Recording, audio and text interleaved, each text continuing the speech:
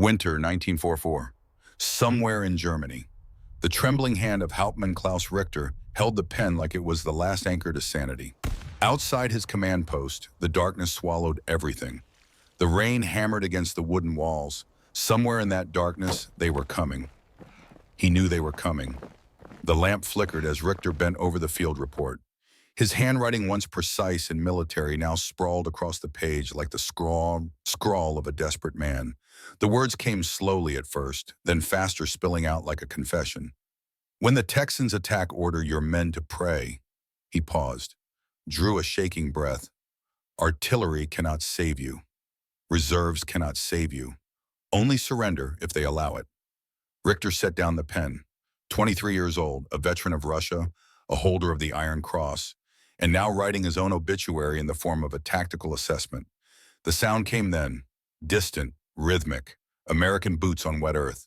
They were here. 3 years earlier, Texas, December 7th, 1941.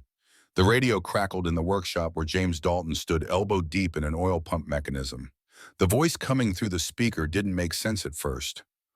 Pearl Harbor, Japanese aircraft, burning ships, dead Americans. Jim straightened slowly. Oil dripped from his fingers onto the concrete floor. He was 25 years old. He had a good job with the Houston Drilling Company. He had a girl he was planning to propose to. He had a future that looked like a straight line into comfortable obscurity. The radio kept talking. The numbers kept climbing. 2,000 dead, maybe more. Jim's older brother Tommy worked at Pearl Harbor, naval mechanic. Same hands-on approach to machinery that ran in the Dalton blood. The phone on the wall rang. Jim already knew what the voice on the other end would say. His mother voice hollow. Tommy's name on a list. Body never recovered. Jim hung up the phone, wiped his hands on a rag, looked at the oil pump he'd been fixing. It didn't matter anymore. Nothing mattered except one thing. He walked out of the workshop, left the door open, never came back. 60 miles south San Antonio. Bobby Hayes sat on his horse watching the sun paint the ranch in shades of gold. At 21, he already had the weathered look of a man who'd spent his whole life under the Texas sky. His father's ranch stretched out in every direction, an ocean of grass and cattle, an endless horizon. The foreman rode up fast. Radio news. The old man's face told Bobby everything before a single word came out. Bobby dismounted, led his horse to the stable, unsaddled her with the same careful attention he always used, hung the tack on its proper peg. Then he walked into the ranch house and told his father he was leaving. His father, a man of few words, nodded once. "You're a Hayes," was all he said. "Do what needs doing." Bobby packed a single bag. At dawn, and he was gone. El Paso. The same day, Michael Chen stood in front of the bathroom mirror, trying to see what everyone else saw. Chinese eyes, Chinese face, American heart. His father had come to America before he was born. Worked the railroads, saved every penny, opened a small restaurant that became a gathering place for the whole neighborhood. El Paso didn't care much about where you came from if you worked hard and treated people right. But Mike knew the truth. He'd always be proving himself, always be the outsider looking in. The news about Pearl Harbor changed something in him. This wasn't about proving anything anymore. This was about belonging to something bigger than himself, something that didn't care about the shape of your eyes. He was 22, small for his size, but his father had taught him to shoot when he was 8. By 12, Mike could hit a running jackrabbit at 200 yards. He walked into the recruiting office that afternoon. The sergeant looked at him with undisguised suspicion. "We're at war with Japan," the sergeant said slowly, like Mike might not understand English. "I know," Mike said. "That's why I'm here." Dallas, the quiet suburb. William Crawford sat at his kitchen table grading history papers. His wife, Mary, was putting their 2 daughters to bed upstairs. The radio played swing music softly in the background. Then the music stopped. The announcer's voice broke through. Bill set down his red pen and listened. At 32, he was older than most men who'd be enlisting. He had a teaching position, a family, responsibilities. But Bill Crawford taught history. He taught about Valley Forge, about Gettysburg, about the Argonne Forest. He taught about men who'd faced the moment when history demanded an answer. Now history was asking him. Mary came downstairs, saw his face. She was a smart woman. She'd married a history teacher. She knew how this story went. When she asked, "Tomorrow," he said. She nodded. Didn't cry? Not yet. Fort Hood, March 1942. They called it an experiment. The Army didn't use that word officially, but everyone knew. One battalion, all volunteers, all from Texas, all handpicked for specific qualities that showed up in their recruitment files. Farm boys who could shoot, ranch hands who could ride, oil workers who understood machinery, city kids who could think on their feet. The theory was simple. The German Blitzkrieg had shown that modern war rewarded aggression and initiative. The British commandos had proven that elite, highly trained units could punch above their weight. The Russians had demonstrated that soldiers fighting for their homeland fought with a ferocity that couldn't be manufactured. What if you could combine all three? What if you took men from a place that still remembered the frontier? Men who grew up with guns and horses and the kind of self-reliance that came from working land that wanted to kill you. Men who volunteered, who wanted to be there, who had personal reasons to fight.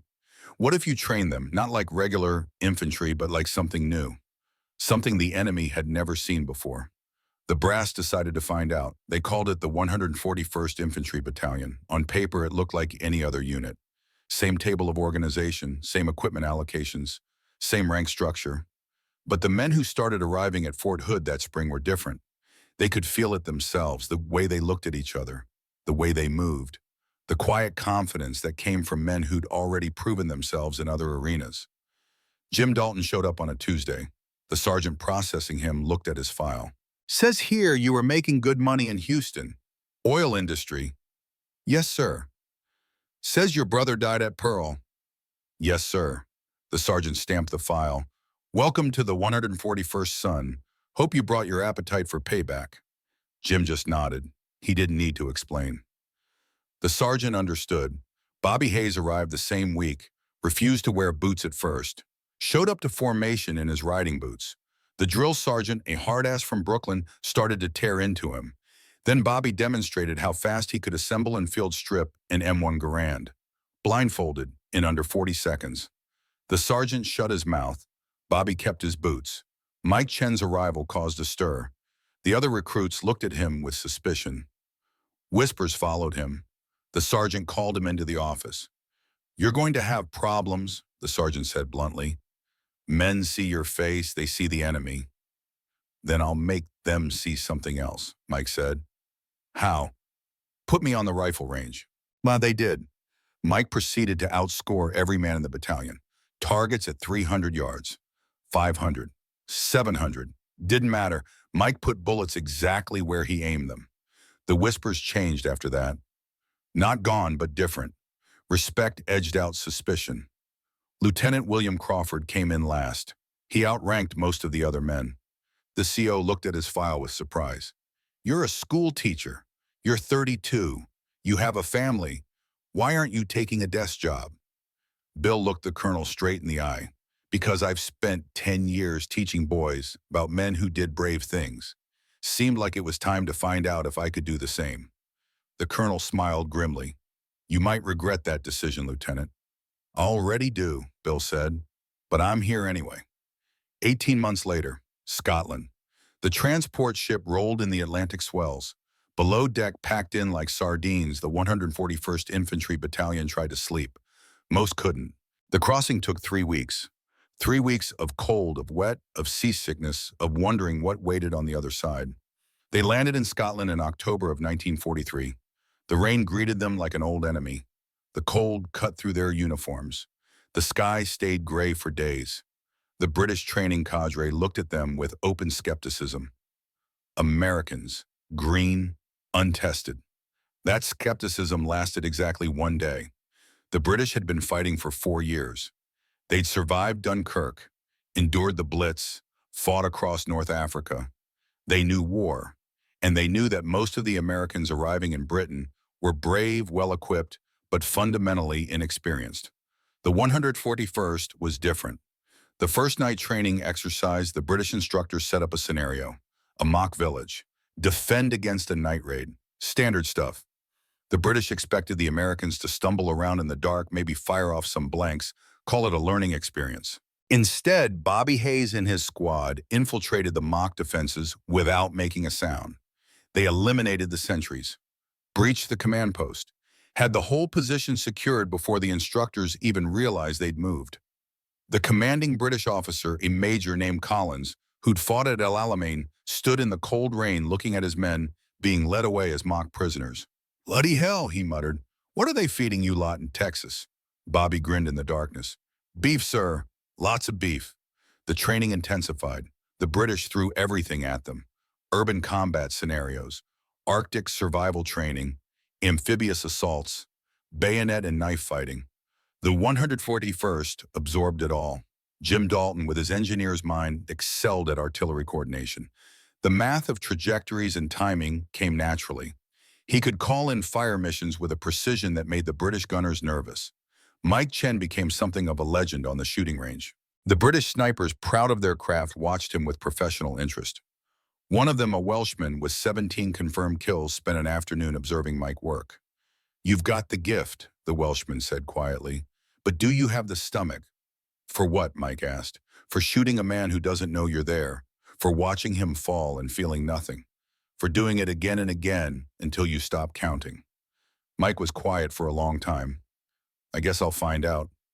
Bill Crawford found himself in a different kind of training. Officer school, leadership under stress, the moral calculus of sending men to die. One night over warm beer in a pub, a British captain pulled him aside. "You seem like a thinking man," the captain said. "So let me give you some advice. Stop thinking. When the time comes, you won't have time for moral philosophy. You'll have seconds to make decisions that will haunt you for the rest of your life. The men who survive are the ones who act and regret later." Bill wanted to argue, wanted to say that thinking was exactly what separated them from the enemy.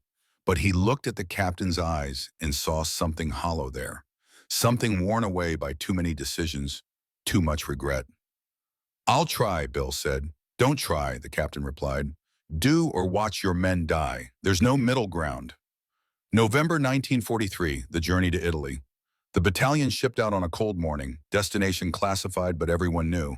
Italy, the soft underbelly of Europe, Churchill called it. The men who'd been fighting there called it something else.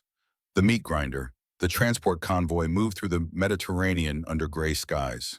Below deck, men wrote letters home, checked weapons, made jokes that weren't funny, did the thousand small rituals that soldiers have always done before battle.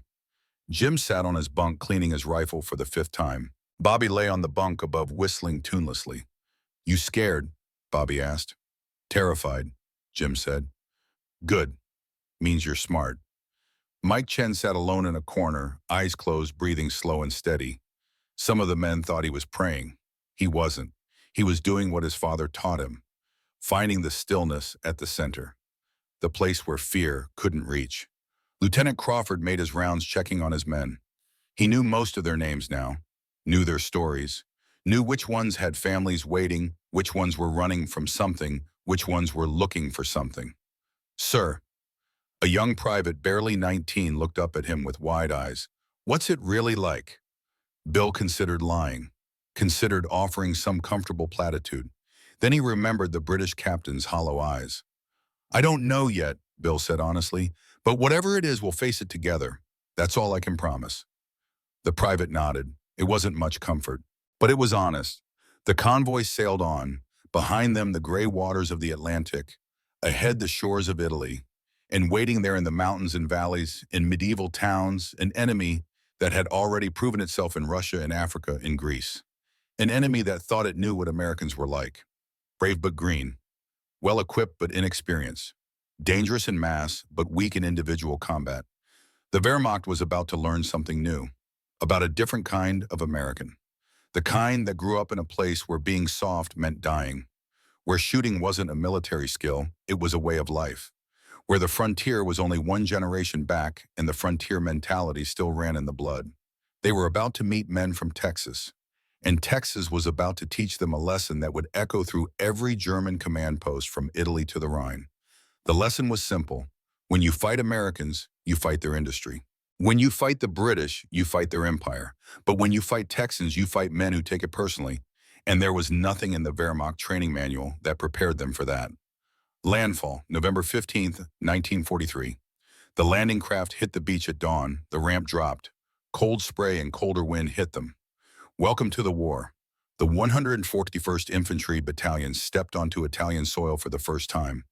The beach was secured, no enemy fire. This wasn't D-Day. This was a reinforcement and arrival. The real war waited inland. Trucks took them through rain-soaked roads to the forward assembly area. They passed British units moving in the opposite direction, muddy, exhausted, the thousand-yard stare. An older British sergeant, accent thick as fog, called out to them, "You boys, the reinforcements." "Yes, sir," Jim called back. "Good luck, mates. You're going to need it." The trucks rolled on. The land rose around them, mountains in the distance. And somewhere up there, dug into those mountains, waiting with the patience of predators, the German army. The 141st didn't know it yet, but they were heading toward a town called Montecchio, a small place. Medieval stone buildings, narrow streets, nothing special, except that the German paratroopers had turned it into a fortress, and the British had been bleeding against it for 3 days without progress. And the brass had decided to try something different. They'd decided to unleash the Texans. The briefing. November 16th, 1943. The officers gathered in a farmhouse that served as battalion headquarters. Maps spread across a wooden table. The British liaison officer, a major with a bandaged hand, pointed at the map. Montecchio, population 200 before the war. 0 now, civilians evacuated. The Germans moved in 2 weeks ago. Elite paratroopers, Fallschirmjäger. Best they have. He paused, lit a cigarette with his good hand. The town is a natural defensive position. Narrow approaches, stone buildings with thick walls, perfect fields of fire. We've tried 3 assaults, lost 200 men, gained nothing. Lieutenant Crawford studied the map. What's the strategic value? It controls the road to the valley beyond. We can't advance until we take it. We can't bypass it because they'll hit our supply lines. So we're stuck, Bill said. We were stuck, the major corrected. Until you arrived. Your orders are simple. Take Montecchio. Use whatever methods you deem necessary. The room fell quiet. Whatever methods necessary. That was a blank check written in blood. Jim Dalton spoke up. What about artillery support? You'll have a battery of 105s. British gunners, good men. But the town is stone. Artillery hasn't been effective. I didn't ask if it was effective, Jim said. I asked if we'd have it. The major smiled grimly. Yes, Sergeant, you'll have your artillery. In armor, Bobby Hayes asked. No, streets too narrow. Terrain too rough. This is an infantry fight. Bobby nodded slowly. That's fine. Infantry is what we do. The briefing continued. Intelligence assessments, enemy strength, estimated numbers, all the usual military facts and figures that would become meaningless the moment the first shot was fired. But one piece of intelligence caught Bill Crawford's attention, a detail in the British report. The German commander in Montecchio was a young lieutenant named Hans Weber, 23 years old, veteran of Crete, smart, aggressive, absolutely committed to his position. He thinks we'll come during the day, the British major said. He's prepared for that. Strong points covering every approach. Machine guns sighted on every street. What if we don't come during the day? Jim asked. The major looked at him. Americans don't fight at night. Too dangerous. Too much chaos. Jim smiled. It wasn't a friendly smile. Sir, we're not regular Americans. We're Texans. And where we come from, darkness is when the hunting gets good. The major blinked, looked at the map, looked back at Jim. You're serious. Dead serious. The British major stubbed out his cigarette. Well then, this should be interesting. November 17th, 1943, 24 hours before the attack. The battalion prepared. Men checked weapons, sharpened knives, wrote letters, made peace with whatever god they believed in. Bobby Hayes sat cleaning his rifle, whistling that same tuneless song. Mike Chen sat nearby, eyes closed, finding his center. You ever kill anyone? Bobby asked suddenly. Mike opened his eyes. No. Me neither. Killed plenty of coyotes, shot a cougar once that was after the calves, but never a man. Does it bother you? Mike asked. The idea of it. Bobby thought about that. Should it? I don't know. I keep thinking it should, but mostly I just feel ready, like this is what I've been preparing for my whole life without knowing it. Yeah, Bobby said quietly. I know what you mean. Across the camp, Lieutenant Crawford walked alone. The weight of command settled on his shoulders like a physical thing. In 24 hours, he would give orders that would send men into the night to kill and possibly die. The British captain's words echoed in his head. Act and regret later. No middle ground. Bill looked up at the mountains. Somewhere up there, a young German lieutenant named Weber was making his own preparations, positioning his men, setting his defenses, confident in his stone walls and his training and his certainty that Americans wouldn't attack at night. Weber was about to learn that certainty in war is the fastest way to die. The night comes. Darkness fell like a curtain. The temperature dropped. Rain began again, cold and persistent. Perfect conditions. Perfect for what they were about to do. The 141st Infantry Battalion, all 800 men, moved through the night like ghosts, no talking. Hand signals only. Bobby Hayes led his squad at the point. Behind him, Mike Chen moved like smoke. Behind them, the rest followed. They left behind everything that made noise. Canteens secured, dog tags taped, even bootlaces double knotted. Every man carried extra grenades. Every man had his knife within easy reach. Jim Dalton stayed back with the artillery observer. They'd be the anvil, the distant thunder that would drive the enemy toward the hammer. The hammer was Bobby and his boys, and they were about to fall. Up ahead in the darkness of Montecchio, Lieutenant Hans Weber stood in his command post, confident, prepared, waiting for dawn and the attack he knew would come. He had no idea that in less than an hour his whole world would explode in the darkness. No idea that the Americans he'd been told about, the green troops who relied on firepower and daylight, were at that moment less than 200 meters away, moving through the night, silent as death. With Texas fury in their hearts and blood in their eyes, the war was about to get personal. And for the German defenders of Montecchio, the nightmare was about to begin. Montecchio, 0200 hours, November 18th, 1943. The first German sentry died without making a sound. Bobby Hayes materialized from the darkness behind him, one hand over the mouth, the knife finding the gap between helmet and collar. A brief struggle, then stillness. Bobby lowered the body silently, wiped the blade on the dead man's uniform, moved forward. This was the moment, the threshold, the line between the man who'd ridden horses across Texas rangeland and the man who killed in the darkness. Bobby had wondered if he'd feel different, if something inside him would break or change or scream. Instead, he felt nothing, just the rain on his face, the weight of the rifle, the next target ahead. Maybe that should have scared him. It didn't. The squad moved deeper into Montecchio. Stone buildings rose around them like the walls of a tomb. Every window was a potential death, every doorway a trap. But the Germans weren't watching. They were sleeping, confident in their defenses, certain that Americans wouldn't come in the night. That certainty was killing them. Mike Chen crouched on a rooftop, invisible in the shadows. His rifle tracked movement in a second-story window. A German soldier awake smoking a cigarette. The glow of the ember was enough. Mike's finger tightened on the trigger. The suppressed shot was quieter than the rain. The German fell back into the room. No cry, no alarm, just another ghost in a town filling with ghosts. 3 blocks away, Jim Dalton whispered coordinates into a radio. The British artillery observer beside him scribbled notes. They were walking a tightrope. Too much fire and they'd hit their own men. Too little and the Germans would have room to maneuver. Jim's calculations had to be perfect. The math had to work, because Bobby and the others were depending on him.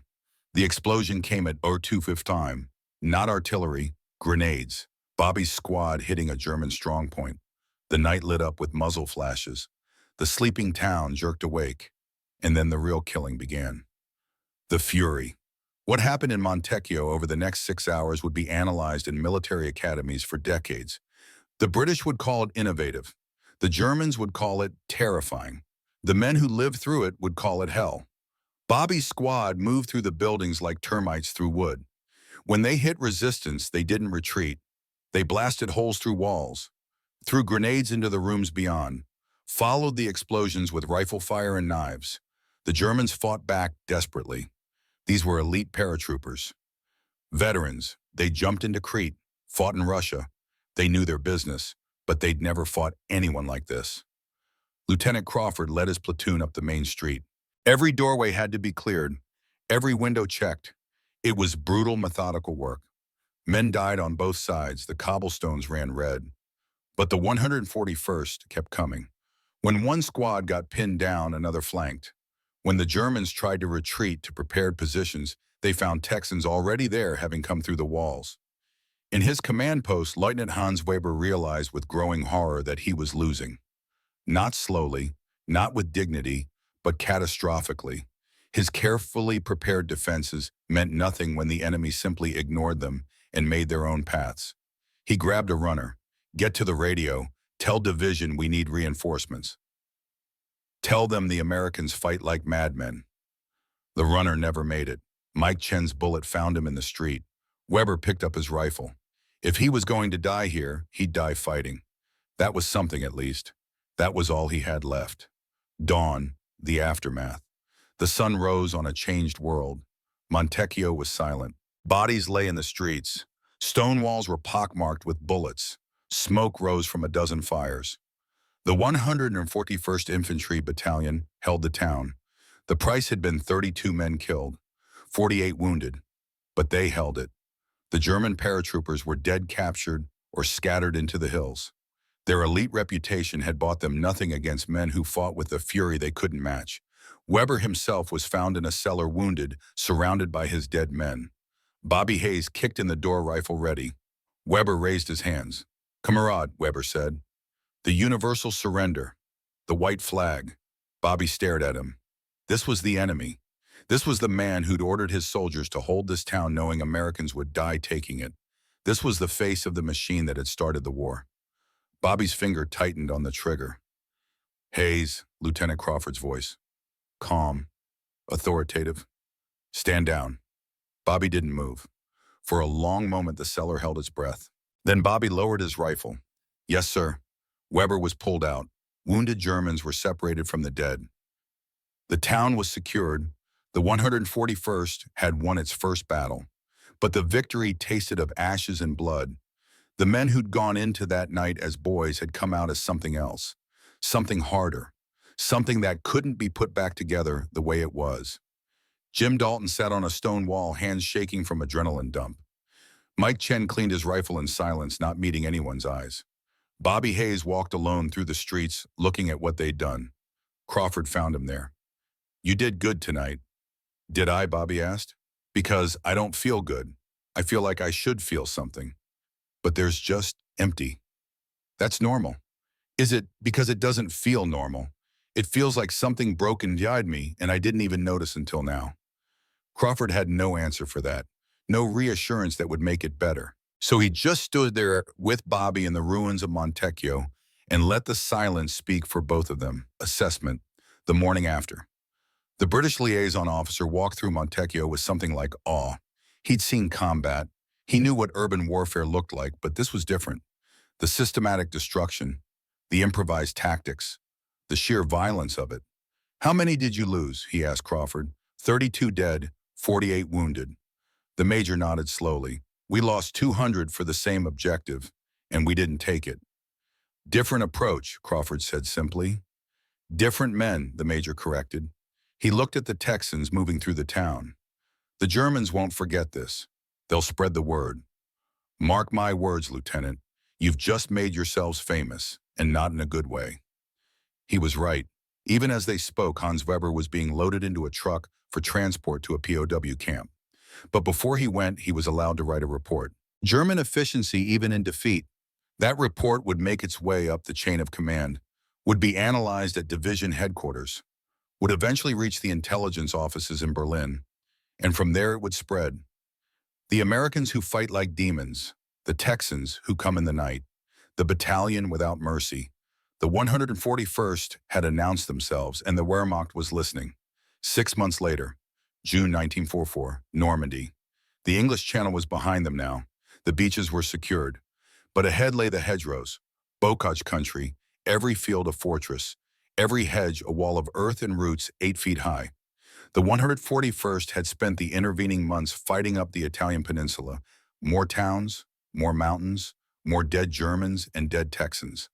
The casualty list grew. The replacements came, but the core remained. Jim, Bobby, Mike, Crawford, the survivors of Montecchio. They were harder now, leaner. The soft edges burned away. They knew their business. And their business was killing. France was supposed to be different. The Great Liberation, the crusade against tyranny, noble and pure. It wasn't. The hedgerows were a nightmare. Worse than Italy in some ways. At least in Italy you could see the enemy sometimes. Here everything was hidden. Every hedge could hide a machine gun. Every field could be a kill zone. And defending those hedgerows was the 12th SS Panzer Division.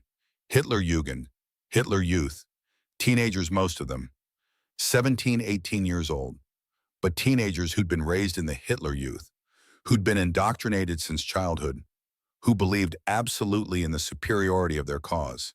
They were fanatics, and fanatics didn't surrender easily. The 141st first encounter with them came on June 15th, a farmhouse on the edge of a small village. Bobby's squad approached carefully. The house looked abandoned. It wasn't. The machine gun opened up from a hayloft. Private Danny Morrison from Houston took the first burst. He was dead before he hit the ground. 3 more men fell in the next seconds. Bobby screamed for them to fall back. They scrambled into a ditch. Behind them, Danny's body lay in the open. The Germans put another burst into it, making sure. Bobby's rage was a physical thing, a red curtain over the world. He wanted to charge that farmhouse, wanted to tear it apart with his bare hands. Jim Dalton grabbed his collar. Think you go charging and angry, you end up like Danny. Bobby's breath came in ragged gasps. But Jim was right. Anger without tactics was suicide. They called in artillery, reduced the farmhouse to rubble. When they moved in to clear it, they found 6 German bodies. Teenagers. The oldest couldn't have been 19. And they found something else. A diary. Written in German, but the pictures were clear enough. The young SS trooper had documented executions. Canadian prisoners. Hands bound. Shot in the back of the head. The images burned into Bobby's mind. This wasn't war. This was murder. The line crosses. Word spread through the battalion fast. The SS weren't playing by the rules. Prisoners were being executed. Wounded were being finished off. The Geneva Convention was a joke to them. That night, the officers gathered. Crawford looked at the diary, looked at his men, saw the fury there. "We're better than this," he said. "We have to be." "Why?" Bobby asked.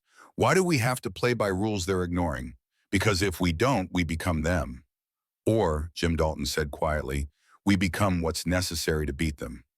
The argument went in circles. Moral philosophy in a war zone. The right thing versus the effective thing. Crawford's education versus the hard reality of dead friends. In the end, Crawford made his decision. We take prisoners when they surrender. We treat wounded. We follow the rules, but, he paused, if they force our hand, if it's them or us, we do what we have to do. It was a compromise, a line in the sand that was already starting to blur. But it was all Crawford could offer, all any of them could offer. The next day, they moved deeper into the bocage. The killing continued. The SS fought with fanatical determination. The 141st fought with cold fury. It was a collision of absolutes. Something had to break. The trap. Verrières Ridge. August brought new orders. The 141st was to take a ridge held by elements of the 1st SS Panzer Corps. The ridge controlled the road network. Whoever held it controlled the sector. The British had tried twice. Both times they had been thrown back with heavy casualties. Now it was the Americans' turn. Specifically the Texans' turn. Jim Dalton studied the maps. "This doesn't feel right." "What do you mean?" Crawford asked. "Look at the defenses. They're strong, but not as strong as they should be. If I were the Germans, I'd have twice as many men on that ridge. Maybe they're stretched thin." "Maybe," Jim said. "Or maybe they want us to think that." Crawford considered. "You think it's a trap? I think it's too easy, and nothing in this war has been easy. But orders were orders. The attack was scheduled for the night of August 10th. The 141st would go in under cover of darkness, their specialty, their edge. Except the Germans had been studying them too. Learning, adapting. The reports from Italy had made their way through Wehrmacht intelligence. The night fighters, the aggressive tactics, the refusal to retreat. The SS commanders knew all of it, and they'd prepared accordingly. August 10th, 2300 hours. The 141st moved forward in darkness. The ridge loomed ahead. Artillery preparation had been minimal. They were relying on surprise, on speed, on the shock of sudden violence in the night. The first objectives fell easily, too easily. German positions taken with minimal resistance. A few scattered defenders. Nothing like what they'd expected. Bobby led his squad up the slope. This is wrong. Where are they? Mike Chen, moving beside him, felt it too. The prickling on the back of his neck. The hunter's instinct that said predator nearby. Sir, Mike whispered to Crawford, we should pull back. We're almost at the crest, another 100 meters. That's what they want us to think. But it was too late. They'd committed. The battalion was spread across the ridge, strung out, vulnerable. And then the sun started to rise. The Germans had timed it perfectly. Dawn would catch the Americans in the open, silhouetted against the sky, perfect targets. Crawford realized the trap in the same moment the first Tiger tank engine roared to life. Contact armor. The ridgeline exploded with fire, not from the crest, from the reverse slope. Hidden positions, the Tigers they had heard about but never faced. Massive, unstoppable. Their 88mm guns turning men into pink mist. Behind the tanks came the SS infantry, fresh troops, not the scattered defenders they'd been fighting. A full counterattack. The famous German Gegenstoß, the counterpunch that had shattered so many Allied attacks. The 141st was caught, exactly where the Germans wanted them, exactly when they were most vulnerable. The choice, Crawford's radio crackled. British command. Pull back, repeat, pull back to previous positions. The smart move, the tactical move. Live to fight another day. But Crawford looked at his men, saw them fighting desperately, saw them dying, saw them holding against impossible odds because that's what Texans did. If they retreated now, the SS would pursue, would cut them down as they ran. The casualties would be catastrophic. But if they stayed, the casualties would be just as bad. Maybe worse. Crawford made his decision. All units, hold your ground. I repeat, hold your ground. Jim Dalton heard the order, looked at the Tigers grinding toward his position, did the math. Artillery couldn't stop tanks, not these tanks, but it could stop the infantry following them. Jim grabbed the radio, started calling coordinates. Danger close, within 50 yards of friendly positions. The kind of fire mission that could kill your own men as easily as the enemy. The British artillery officer on the other end hesitated. Confirm those coordinates. You're calling it on your own position. I know what I'm doing. Fire the mission. On your head, yank. The shells came screaming in. The world became fire and thunder and flying earth. Men on both sides died, but more Germans than Americans. The SS advance staggered. Bobby's squad was down to 5 men, out of ammunition, down to knives and grenades and pure spite. An SS squad came at them through the smoke.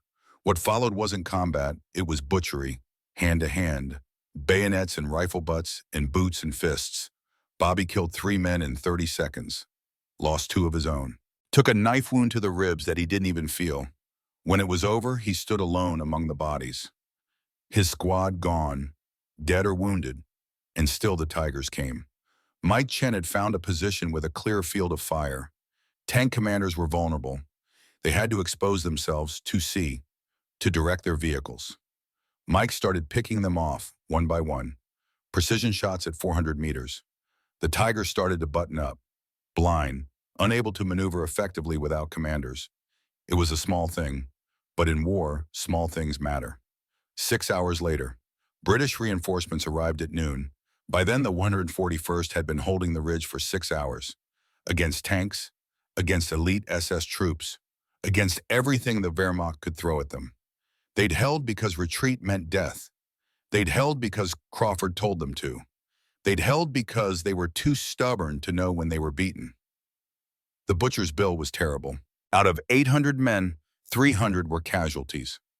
Dead or wounded, 40% of the battalion gone in one morning, but they'd held the ridge. And in holding it, they'd broken something in the SS troops who'd attacked them. The confident expectation of victory. The certainty that their trap would work, the belief that Americans would break and run. The 141st hadn't broken, hadn't run, had stood and bled and died and held. Crawford sat among the wounded, his own arm in a sling from shrapnel. He looked at the faces of the men who remained, saw the quotes, saw what they'd become. Bobby Hayes covered in blood, most of it not his own. Mike Chen face blank with exhaustion and something darker. Jim Dalton, hands still shaking from calling artillery on his own position. These were not the men who'd left Texas 2 years ago. Those men were gone, buried in Italian dirt and French soil. What remained were specialists in violence, artists of destruction. And the Germans knew it now. Absolutely, without question. The captured SS officer said it best. Interrogated in the aid station, wounded, defeated, he looked at his captors with something like awe. "We threw everything at you, everything. You should have broken. Any normal troops would have broken. But you stayed. You fought like devils, like men possessed." He paused, struggled for the right words in English. "We knew when we were fighting Canadians the fighting was harder. But you are worse. You do not fight for ground. You fight for blood. There is no mercy in you." Crawford wanted to argue, wanted to say they were civilized soldiers fighting a just war. But he looked at Bobby's knife still crusted with German blood, looked at Mike's emotionless face, looked at Jim's hollow eyes. The SS officer was right. They'd crossed a line somewhere between Montecchio and this blood-soaked ridge, crossed it so gradually they hadn't noticed. Until now. "Get him to the POW cage," Crawford said tiredly. That night, the battalion pulled back to rest positions. Replacements would come. The line would be held by fresh troops. The 141st had earned a break. But there was no break from what they'd become. No rest from the nightmares that were already forming. No escape from the knowledge that they'd found something inside themselves they couldn't put back. Jim sat alone cleaning his rifle. The mechanical motion was soothing, familiar, but his hands wouldn't stop shaking. Bobby lay on his back, staring at the sky. The knife wound in his ribs throbbed. The medic had wanted to send him to hospital. Bobby had refused, couldn't leave now, wouldn't. Mike Chen wrote a letter home, tried to explain what he'd seen, what he'd done. The words wouldn't come. How do you tell your father you've killed 17 men, that you've stopped counting, that you've stopped feeling? He tore up the letter, started again. Wrote only, "I'm alive, I'm safe. I'll write more soon." The usual lies that soldiers tell. Crawford made his rounds, checked on his men, spoke quiet words of encouragement, played the role of the confident officer, and inside felt himself breaking, felt the weight of every decision, every man dead because of orders he'd given. This was the cost, not just the bodies, not just the wounds, but the slow erosion of the soul, the price of victory measured in pieces of yourself that you could never get back. And the war wasn't even half over. The word spreads. In German headquarters across the front, reports were being compiled, filed, analyzed. A pattern was emerging, a notation appearing with increasing frequency in intelligence assessments. Die Texaner, the Texans, they were being tracked now, specifically, the way you track a particularly dangerous predator. Units were warned when they were in sector. Commanders were briefed on their tactics. Defensive positions were reinforced when intelligence suggested they might be the target. The Wehrmacht had faced the British Empire's best, had fought the Soviets in the frozen hell of the Eastern Front, had tangled with American units across North Africa and Italy. But the 141st Infantry Battalion occupied a special place in their threat assessment, a unique category, not just dangerous, not just effective, but terrifying in a way that went beyond tactics and firepower. They fought like men who'd made peace with death, who'd traded mercy for momentum, who'd decided that the only way home was through an ocean of enemy blood. And the Germans' veteran warriors all recognized something in that. A mirror of their own Eastern Front brutality, a reminder that Americans, when pushed far enough, could be just as savage as anyone. Perhaps more so, because they'd come from a place of plenty and peace, and they'd chosen this path, volunteered for it, embraced it. That made them unpredictable, uncontrollable, unstoppable. A Wehrmacht division commander put it succinctly in a late August report: "When the Americans attack, we prepare our defenses. When the British attack, we reinforce our positions. When the Texans attack, we pray for survival because they do not come to take ground. They come to take lives. The report made its way to Hauptmann Klaus Richter, still alive, still fighting, still writing his observations. His December warning had been prophetic, and it was about to get worse, because the 141st Infantry Battalion had one more hell to endure, one more nightmare to walk through, a place where the earth itself was the enemy and survival was a daily miracle. They were going to the swamps. And when they emerged, if they emerged, they would be legends, or ghosts, or something in between that had no name in any language. The devils from Texas were about to earn their reputation. Again, November 1944, the Netherlands. Rain fell from a sky the color of old iron. It had been falling for 3 days. 3 days of cold that seeped into bones and stayed there. 3 days of mud that swallowed everything. The 141st Infantry Battalion stood at the edge of hell and looked into it. For them stretched the shelled estuary, or what used to be land before the Germans opened the dikes and flooded everything. Now it was an ocean of freezing water waist deep in places over a man's head and others. And somewhere out there, hidden in that liquid nightmare, the Wehrmacht waited. The British commanders had looked at the terrain and declared it impossible. Armor couldn't operate. Artillery couldn't support effectively.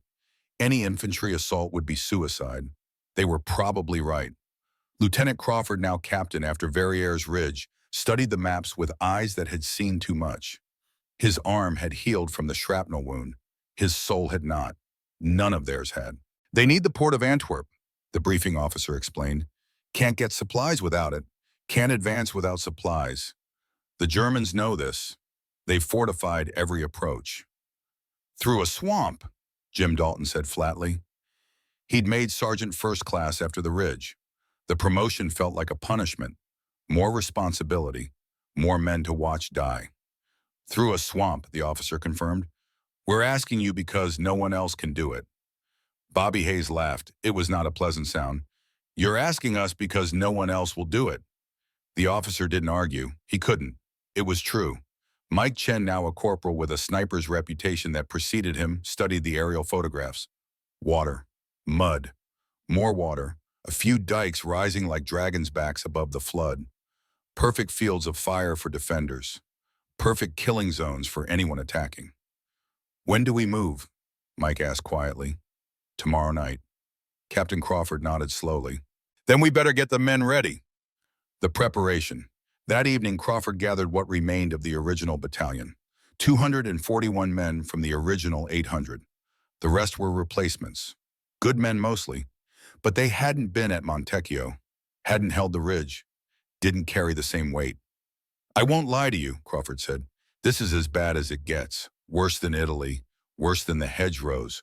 We're going into freezing water in November. We'll be under fire the entire way.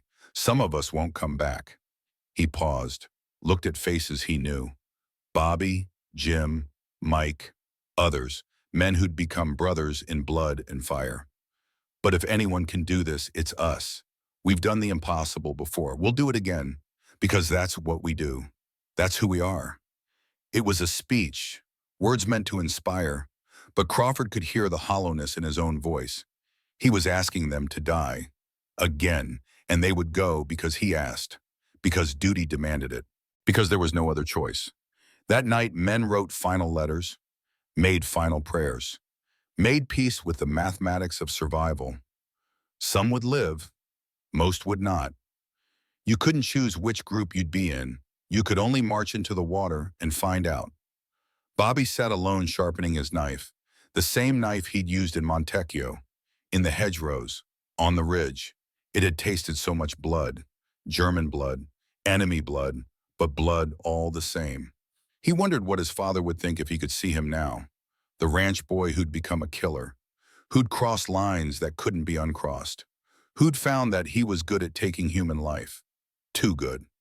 Jim wrote to his mother, told her he was fine, told her the war was going well, told her all the comfortable lies that soldiers tell, didn't tell her about the nightmares, about the faces of the dead that visited him every time he closed his eyes, about the way his hands shook unless he was holding a weapon. Mike Chen wrote nothing. There were no words for what he'd become, No way to explain to his father that the quiet boy who'd left El Paso was gone, replaced by something efficient and cold and utterly without mercy when the moment demanded it. November 1st, into the water. The attack began at midnight. No moon, no stars, just darkness and rain and the sound of water moving. The 141st waded into the Scheldt wearing full combat gear. The water was so cold it stopped breath, turned muscles to wood, made thinking difficult. Bobby led from the front, always from the front. Water rose to his waist, then his chest. The bottom was uncertain, soft mud that tried to hold you. Sudden drop-offs that could drown a man weighted down with equipment. Behind him, his squad followed. Fewer now than before. Always fewer. The war was a machine that consumed men and produced corpses. They were fuel for that machine. Nothing more.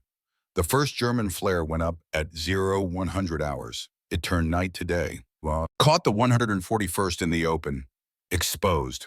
Vulnerable. The machine guns opened up. Water geysered from impacts. Men screamed and fell. The wounded tried to swim, but their gear dragged them down. Some drowned before they could bleed out. A mercy, perhaps. Bobby kept moving. Forward, always forward, because stopping meant dying, and dying meant failing, and failure was not permitted. Not allowed, not possible. Jim coordinated fire support from a dike behind them, but the Germans were dug in, fortified. His artillery could suppress, but not destroy. The infantry would have to root them out, yard by yard, body by body. Mike found a position on a half-submerged building, set up his rifle, started picking targets. German machine gunners, officers directing fire, anyone who looked important. The cold made his hands numb, but his shots were still precise, still lethal. Each German that fell meant one less gun firing at his brothers. Simple math, brutal calculus. He'd become very good at both. The breakthrough. It took 72 hours, 3 days of fighting in freezing water, 3 days of men dying from hypothermia as much as bullets. 3 days that felt like 3 years. But the 141st kept coming, kept pushing, kept dying and advancing and refusing to stop. The Germans defending the Scheldt had expected the terrain to do most of their work, expected the Americans to turn back, to realize the cost was too high, to choose survival over objectives. They were wrong about the Texans, had been wrong from the start. On the morning of November 4th, Bobby's squad reached the main German defensive position, a fortified farmhouse on a dike, the last strong point. Take it and the road was open. Bobby had 12 men left. The farmhouse held 30 Germans. The mathematics were impossible. Bobby didn't care about mathematics. He fixed his bayonet, looked at his men, saw the same hollow determination in their eyes that he felt in his chest. Once more, he said. They went over the top like ghosts rising from water. The Germans saw them coming, fired everything they had. Bobby took a round through the shoulder, kept running, another through the thigh, kept running. He hit the farmhouse like a hurricane, grenades through windows, rifle fire through doors, then inside with knife and bayonet and fists and boots and pure animal fury.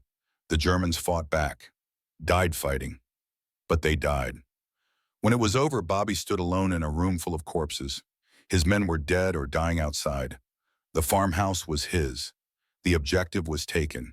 He sat down heavily, looked at his wounds. They hurt now, everything hurt. He was so tired, so very tired. Captain Crawford found him there an hour later, surrounded by dead Germans, bleeding from multiple wounds, eyes empty of everything except exhaustion. It's done, Bobby said. The route is clear. Crawford knelt beside him. You're hit bad. We need to get you to medical. How many did we lose? Crawford was quiet for a long moment. 60 dead, 112 wounded, out of 400. Bobby closed his eyes. More names for the list, more faces for the nightmares, more weight on a soul that could barely carry what it already held. Was it worth it? Bobby asked. Crawford had no answer. There was no answer. Just the mission, just the objective, just the endless grinding mathematics of war. 5 months later, March 1945, Germany. The war was ending. Everyone could feel it. The Wehrmacht was collapsing. The Third Reich was dying. But dying things were dangerous.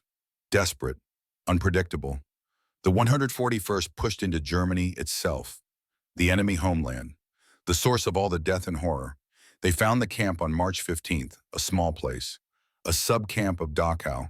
The guards had fled, left behind the evidence of their crimes. Captain Crawford walked through it in silence, saw the ovens, the mass graves, the survivors too weak to stand, the children with old eyes. This was why. This was the reason for all of it. The killing, the dying, the transformation of farm boys into efficient killers. This absolute evil required absolute response. Bobby stood before a wall where prisoners had been shot. The bullet holes told the story. Hands bound, shot from behind, executed for the crime of existing. Something broke in Bobby then. Or maybe it had been broken for a long time and he was only now noticing. He thought of all the Germans he'd killed. Wondered if he'd killed enough. Wondered if killing could ever be enough to balance this. Mike Chen found children in one of the barracks, starving, terrified. He gave them his rations, spoke to them gently in a voice he hadn't used in 2 years, tried to remember what kindness felt like. Jim Dalton sat outside the camp and vomited. Not from the smell, though that was terrible, but from the realization of what they'd been fighting, the magnitude of the evil, the necessity of every brutal thing they'd done. That night, the officers gathered. Crawford looked at his men, saw the validation in their eyes, and the horror, both at once, inseparable. "We did the right thing," Crawford said. "Whatever we had to become, whatever we had to do, it was necessary. This proves it."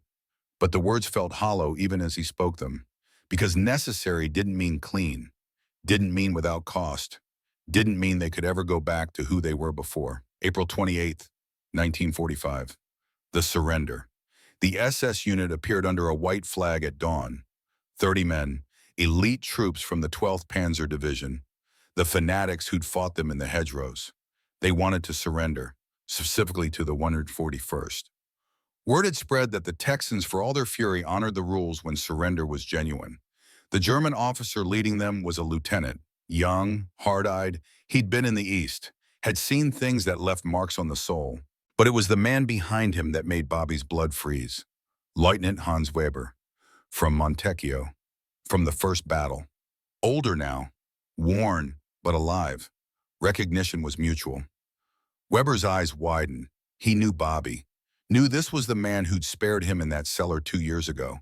Knew this was also the man who'd killed his way across Europe with methodical fury. Bobby's hand went to his sidearm. The officers saw it. Crawford stepped forward. "Stand down, Hayes." "He was there," Bobby said quietly. "At the executions, Canadians. I saw the reports, his signature." Crawford looked at Weber, saw the truth in his eyes, the guilt that couldn't be hidden. "Is this true?" Crawford asked in German. Weber met his gaze. "Didn't lie. Couldn't lie. Not now, not at the end. Yes, following orders. Not an excuse, just the truth." Bobby drew his weapon, a Colt 1911, 7 rounds, more than enough. "Bobby," Jim said quietly, "don't. Why not? He executed prisoners. He deserves the same way." "Because we're not them," Crawford said. "That's the only thing we have left. The only thing that makes us different."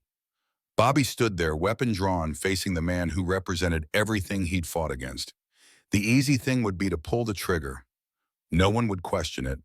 No one would care. One more dead German, one more justified killing. But Crawford's words echoed. "We're not them. The only thing that makes us different." Bobby had killed so many, had become so efficient at death, had crossed so many lines. But this line, this final line, was different. This was murder, not combat, execution, not battle. If he crossed it, nothing would remain. No difference between him and the men in SS uniforms. Just killers killing. Blood for blood until the world drowned in it. Bobby's hands shook. The pistol wavered. Then slowly, so slowly, he lowered it. "Take him to the POW cage," Bobby said. His voice was dead, empty. "Let the tribunals handle it. I'm done killing." Weber was led away. The other Germans followed. Bobby stood there, weapon at his side, shaking. Jim put a hand on his shoulder. "You did the right thing." "Did I?" Bobby asked. "Because it doesn't feel right. It feels like I let him win. Let them all win." "No," Crawford said. You proved we're still human, still capable of mercy even after everything. That's not losing. That's the only victory that matters. May 8th, 1945. Victory in Europe. The war ended on a Tuesday. Church bells rang across the continent. People danced in the streets. Soldiers wept with relief. The 141st Infantry Battalion gathered in a field in Germany. 241 men had survived. Of the original 863 remained. The rest were dead wounded beyond return or so broken they'd been sent home. Captain Crawford stood before them, tried to find words for this moment, the end of the crusade, the completion of the mission, the victory they'd bled for. "We did it," he said simply. "We won." But the words felt strange, hollow, because victory looked like this: exhausted men with haunted eyes, bodies buried across 2 continents, souls carrying weights that would never lighten. They'd won, but the cost had been everything. Every piece of innocence, every fragment of the boys they'd been, all of it burned away in the fires of war. That night, Bobby sat alone under the stars, the same stars that shone over Texas, over the ranch he'd left a lifetime ago. He wondered if he'd recognize home when he saw it, wondered if home would recognize him. Mike Chen cleaned his rifle one last time, wondered how many men he'd killed. He'd stopped counting at 50. Didn't matter anyway. Each one was a weight. Each one was a ghost. The number didn't change that. Jim Dalton wrote in a journal he'd kept since Italy, tried to make sense of it all. The killing, the dying, the necessity of evil to defeat evil. The words wouldn't come. Some things couldn't be explained, only endured. Crawford walked among his men, his brothers, the survivors. He'd led them through hell, watched them transform from volunteers into weapons, from citizens into soldiers, from soldiers into something harder and colder and infinitely more deadly. Had he done right by them? He didn't know, couldn't know. They'd survived, they'd won. But at what cost to their souls? 1945. Homecoming. The ship docked in New York on a gray morning. The Statue of Liberty rose from the harbor. Welcome home, land of the free, home of the brave. The 141st disembarked in silence. No bands played, no crowds cheered. The war in the Pacific still raged. The celebration would wait. They took trains south and west, toward Texas, toward home, toward lives they'd left behind and could never fully return to.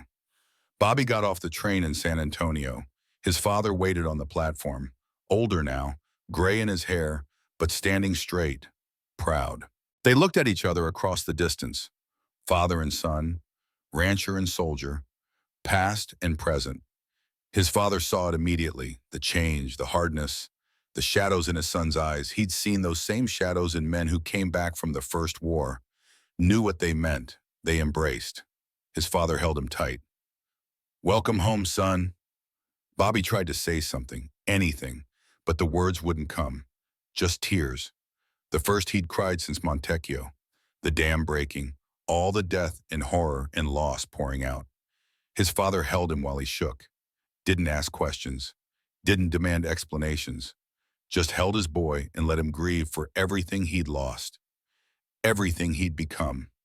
Mike Chen returned to El Paso. His father's restaurant was exactly as he'd left it. The same smells, the same sounds, the same normalcy that felt utterly alien now. His father looked at him, saw the silver star on his uniform, saw the pain in his eyes, saw the cost of that medal. "You did good," his father said in Chinese. Mike nodded, couldn't explain that doing good had required doing terrible things, that the medal represented kill counts and body piles and the systematic application of death. He would work in the restaurant, would serve the community, would try to prove in peace what he'd proven in war, that he belonged, that he was American, that the shape of his eyes didn't define the content of his heart. Jim Dalton came home to Houston, to his mother, to the girl he'd planned to marry before Pearl Harbor. She was married to someone else now. He couldn't blame her. 4 years was a long time to wait for a ghost. He found work in the oil fields again. The machinery made sense. The work was honest. But at night the dreams came. Danny Morrison falling in the hedgerows. The farmhouse at the Scheldt. The faces of all the men he'd killed with carefully calculated artillery. He would wake shaking, would sit in the darkness until dawn, would wonder if he'd ever sleep peacefully again. Captain William Crawford returned to Dallas, to Mary and his daughters. They'd grown while he was gone, didn't quite remember him. He was a stranger wearing their father's face. Mary looked at him and saw the cost immediately, the weight he carried, the guilt that never left his eyes. She'd waited 4 years for him to come home. Now she understood he never fully would. Part of him was still in Europe, still on that ridge, still making the decisions that killed good men. He would return to teaching, would try to explain to young students what war was really like, would fail because words couldn't capture it, could never capture it. The silence, the 141st Infantry Battalion's story was classified for 30 years. The missions had been sensitive, the tactics had been brutal, the military didn't want certain details public. So the men who'd fought came home to silence. They couldn't talk about what they'd done, couldn't share the weight, couldn't explain to anyone who hadn't been there why they jumped at loud noises, why they couldn't sleep, why they sometimes looked at civilians with incomprehension. How could you care about such small things when you'd seen what they'd seen? They found each other sometimes. Bobby and Jim and Mike would meet for beer in silence. They didn't need to talk. The shared weight was enough. The knowledge that someone else understood, someone else remembered. Crawford wrote his memoir in 1952, put it in a drawer, couldn't publish it. Too raw, too honest, too revealing of what good men had to become to defeat evil men. The years passed, the Korean War, Vietnam, the world kept turning. The 141st story stayed buried, known only to those who'd lived it and those who'd fought against it. 1976, the bicentennial. Jim Dalton was 60 years old when the reporter found him. Young woman, earnest, doing a story on World War II veterans for the bicentennial. "Were you heroes?" she asked. Jim looked at her, saw the expectation in her eyes, the desire for a clean narrative. Good versus evil. Heroes and villains. Simple truths. He thought about Montecchio, the Scheldt, the Ridge, the men who'd died, the men he'd killed, the terrible mathematics of survival. "Heroes don't have nightmares for 30 years, he said finally, "but we do it again because some things are worth fighting for. Freedom, dignity, the chance for everyone to live without fear. We paid a price for that. A terrible price, but it was worth paying." The reporter wrote it down, published the story, a small piece in a local paper. Nothing big, nothing that would change the narrative. But it was something, a small crack in the silence, a recognition that the men who'd fought had sacrificed more than just years. They'd sacrificed pieces of their souls. The truth emerges. In the 1970s, German archives opened. Historians started finding the field reports, the intelligence assessments, the warnings about Die Texaner. The story started to come together. The night attacks, the mouse-holing, the relentless aggression, the reputation that made hardened Wehrmacht veterans nervous. When the Americans attack, we call for artillery. When the British attack, we call for reserves. When the Texans attack, we pray. The quote appeared in a dozen German after-action reports. Different words, same sentiment. The 141st Infantry Battalion had been feared. Genuinely feared, by an enemy that didn't scare easily. Bobby read about it in a magazine article. He was 63, grandchildren now, a successful ranch, respectable life. The nightmares had faded to manageable levels. The shaking had mostly stopped. He called Jim. "You see the article?" "Yeah, strange to read about yourself like that, like reading about a different person." "Was a different person," Bobby said. "That kid who went to war, he's dead. Been dead for 30 years. "We all died over there," Jim agreed. "Just took us a while to realize it." Mike Chen read the same article, saw his name mentioned. The legendary sniper, the quiet Chinese American who'd racked up numbers that made the record books. He thought about the men he'd killed, the faces he'd seen through his scope, the lives he'd ended with precise applications of lead and physics. Had it mattered in the grand scheme, or were they all just pieces in a machine too big to comprehend? He didn't know, would never know, could only live with what he'd done and try to find meaning in the aftermath. The final reflection. Crawford died in 1982. Heart attack, quick. A mercy, perhaps. His last words to Mary were an apology. For leaving, for coming back different, for the weight he'd carried and couldn't share. At his funeral, the survivors gathered, 60 of them still alive. Old men now, gray and worn and carrying weights invisible to everyone else. They stood at attention while taps played. Wept without shame. These were their brothers, their only brothers, the only ones who truly understood.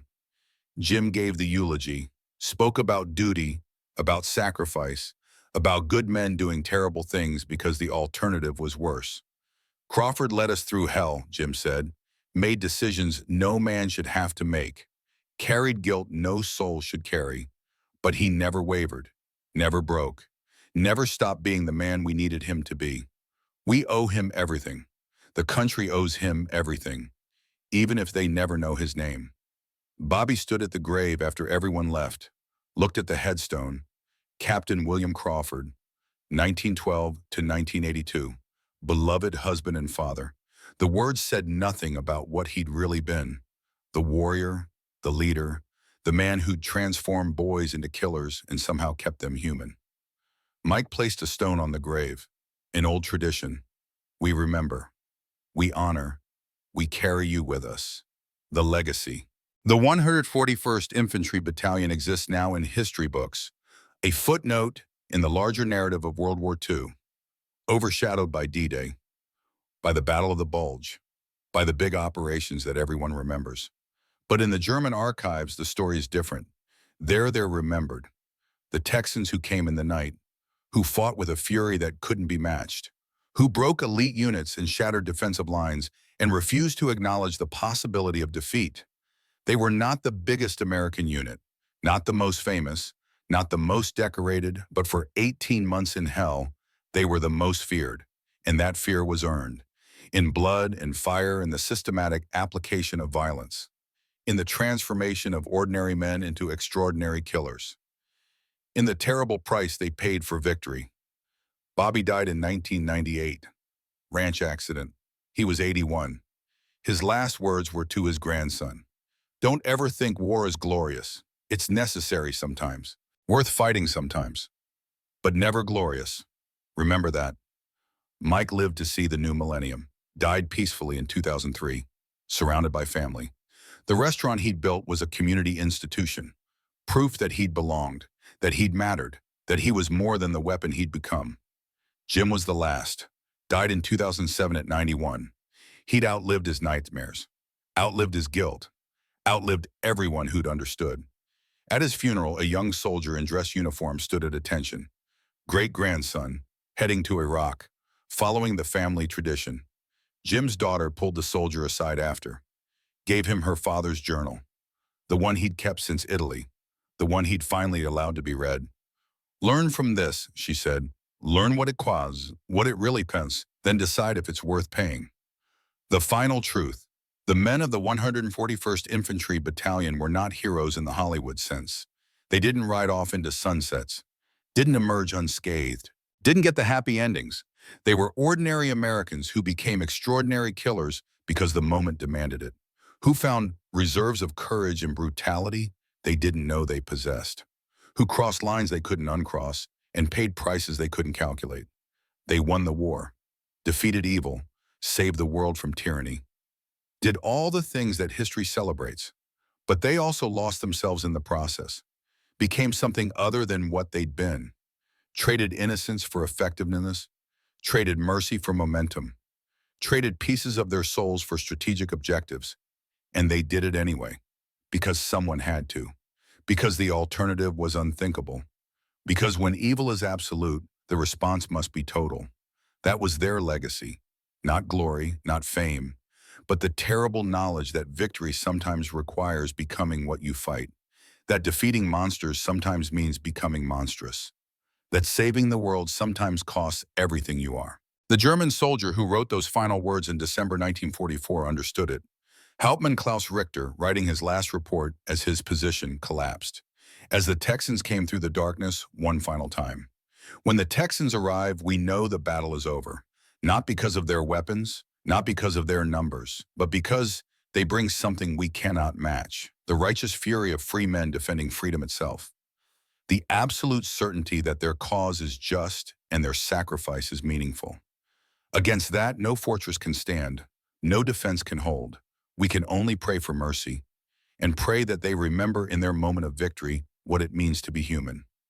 The 141st remembered, barely, at great cost. But they remembered, and in remembering they proved that even in war's darkest moments, even after crossing every line and breaking every rule, humanity could survive. That was their real victory, not the ground taken, not the enemy defeated, but the humanity preserved. The choice for mercy when vengeance would have been easier. The decision to remain men even after becoming weapons. They were the battalion hell feared most, not because they were cruel, but because they were unstoppable. Not because they lacked mercy, but because they offered it only when the fighting was done. Not because they were monsters, but because they refused to let monsters win. And that made all the difference.